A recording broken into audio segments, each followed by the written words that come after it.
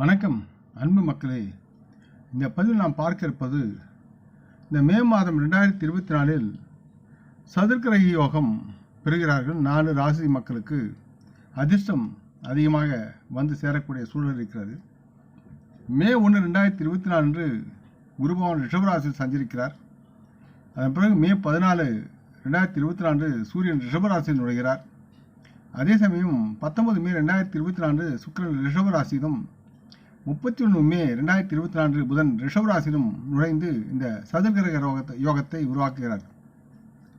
இதுபோல் மே 2024 சதுர்கிரக யோகம் உருவாகிறது. அதனுடன் வியாழன் சுக்கிரன் இணைவதால் கஜலட்சுமி யோகம் உருவாகிறது. சூரியனும் புதனும் இணைவதால் புதாதித்ய யோகம் உண்டாகும். மேலும் சூரியன் மற்றும் புதன் இணைவது சுக்கராதித்ய யோகத்தை உருவாக்குகிறது என்பதை யாவரும் மறக்க முடியாது. எனவே கிரகனுடைய பார்வையில் 2024 மே மாதம் மிகவும் சிறப்பு வாய்ந்ததாக நிரூபிக்கப்படுகிறது. இதனால் ரிஷபராசியில் சதுர்கிரக யோகம் உருவாகி ரிஷபராசி மக்களுக்கு பலன் தரக்கூடிய சூழல் இருக்கிறது. இந்த சுபயோகத்தில் உள்ள 4 கிரகங்களுக்கும் ரிஷபராசி மக்களுக்கு அனுகூலமான பலன்களை வழங்குவார்கள். இவர்கள் நிதிநிலை வலுவடையும் மற்றும் வணிக நபர்களுக்கு நல்ல பணம் சம்பாதிக்க வாய்ப்பு கிடைக்கும். குடும்ப வாழ்க்கையிலும் மகிழ்ச்சி அடைவார்கள். ரிஷபராசி மக்கள் சிலர் புதிய சொத்து வாகனம் போன்றவற்றை வாங்குவதற்குண்டான வாய்ப்புகளும் சூழலும் உருவாகி அவருடைய மகிழ்ச்சி கடலில் ஆழ்த்தும். சிலர் சொத்தில் முதலீடு செய்வதற்குண்டான சூழலும் இருக்கிறது. உத்தியோகத்தில் இருப்பவர்களுக்கு இக்காலம் மிகவும் சாதகமாக இருக்கும். உத்தியோகத்தில் பதவி உயர்வு, முன்னேற எடுக்கும் முயற்சிகள், இவர்களுடைய சம்பள உயர்வு யாவும் இவர்களுக்கு தந்து இவருடைய வாழ்வில் மகிழ்ச்சியும் வெற்றியும் தரக்கூடிய சூழல் இருக்கிறது. அடுத்து கன்னிராசி. கன்னிராசியில் குருபகவான் 5ஆம் பார்வையை பெறுகிறார். இந்த யோகத்தின் சுப பலன்கள் மாணவர்களுக்கு அவர்கள் முயற்சிகள் வெற்றியை ஏற்படுத்தும். கன்னிராசி மக்களுக்கு தொழில் ரீதியாக சிறந்த காலம் ஆகியது இருக்கும். போட்டித் தேர்வுகளுக்கு தயாரானால் இவர்கள் விரும்பிய வெற்றியை பெறலாம். வெளியூர் பயணம் மேற்கொள்வதற்கான உங்கள் விருப்பம் இந்த காலகட்டத்தில் வெற்றி அடையும். சதுர்கிரக யோகத்தால் குழந்தை பேர் குறித்த தங்களின் ஆசை நிறைவேறும். கன்னிராசி மக்களுடைய தொழில் வளமும் பணபலமும் செல்வமும் சேர்ந்து அதிக மகிழ்ச்சியை குடும்பத்தில் உருவாக்கி நலமுடன் வாழ்வார்கள். அடுத்து விருச்சிகம்.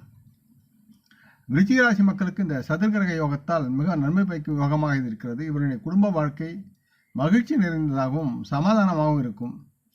இவர்கள் அனைவருக்கும் அமைதியானவும் இருக்கக்கூடிய சூழல் இருக்கிறது. இவர்கள் வாழ்க்கையின் பல்வேறு அம்சங்களில் தங்கள் குடும்பத்தின் முழு ஆதரவை பெற்று நலமுடன் உழைத்து பெரும் நிதி ஆதாயங்களை பெறுவதற்குண்டான சாத்தியக்கூறுகள் இருக்கின்றன. விருச்சிக ராசி மக்கள் இந்த யோகத்தால் தங்களின் பூர்வ புண்ணிய பலன்களை பெறுவதற்குண்டான சூழலும் இருக்கிறது. திருமணமானவர்களுக்கு மாமியார் மூலம் நிதி உதவி கிடைக்கும். இந்த காலகட்டத்தில் இவர்கள் புனித யாத்திரை அல்லது ஆன்மீக மத பயணம் செல்வதற்குண்டான வாய்ப்பை பெற்று நலமுடன் மனதில் மகிழ்ச்சியுடன் திரும்புவார்கள். அடுத்து மகரம். மகர ராசி மக்களுக்கு இந்த சதுர்கிரக யோகம் மிகவும் சாதகமாக பலன்களை வழங்கக்கூடிய சூழலில் இருக்கிறது. குரு பகவான் 9ஆம் பார்வை மகர ராசியில் இருப்பதால் இந்த மகராசி மக்களுக்கு சுப பலன்கள் அதிகமாக கிடைக்கும். சோதிடத்தில் 9ஆம் வீடு மிகவும் மங்களகரமானதாக கருதப்படுகிறது. அதே நேரத்தில் சனி பகவான் அல்லது சனி மகர ராசியிலிருந்து 2ஆம் வீட்டில் இருக்கிறால் இந்த பூர்வீக மக்களுடைய வாழ்க்கையில் சாதகமான முடிவுகளை அவர் வழங்குவார். உத்தியோகத்தில் இருப்பவர்களுக்கு தங்கள் அலுவலகத்தில் சம்பள உயர்வு கிடைக்கும். அதனுடன் சிலருக்கு பதவி உயர்வுக்கான வாய்ப்புகள் அதிகமாக இருக்கின்றன. மகராசி மக்களுக்கும் புதிய வேலை வாய்ப்புகளை பெறுவதற்கான சூழலும் இருக்கிறது.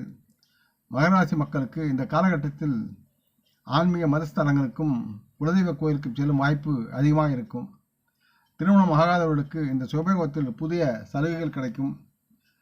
புதிய துணைகள் கிடைத்து திருமணத்தில் மகிழ்ந்து வாழக்கூடிய சூழலும் இருக்கிறது.